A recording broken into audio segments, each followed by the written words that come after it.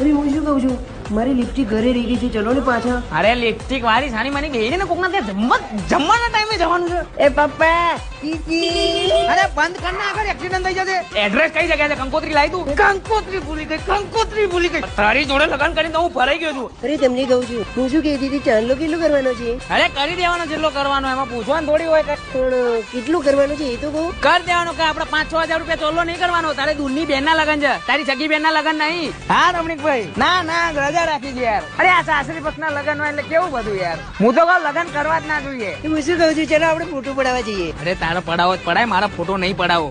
પપ્પા ફૂદો લઈ આલો ને. ખાવા તો દે ચપીન. ફૂદો.